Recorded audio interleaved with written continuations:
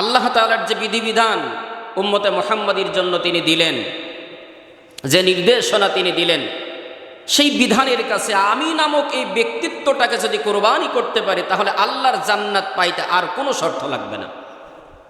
শর্ত কি? আমি নামক এই ব্যক্তিত্বটাকে কোরবানি করতে হবে। আমি বুঝি, আমি অনেক কিছু বুঝি, এটা নয়। আমি কিছুই বুঝি না।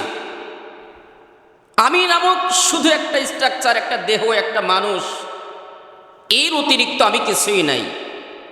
আল্লাহ তাআলা যেটা বলেছেন সেটা আমার মতের বিরুদ্ধে যেতে পারে, সেটা আমার অনেকের মতের বিরুদ্ধে যেতে পারে, কিন্তু আল্লাহ তাআলা যেটা বলেছেন সেটাই রাইট, সেটার কাছে আমার মস্তকটাকে অবনত করতে হবে।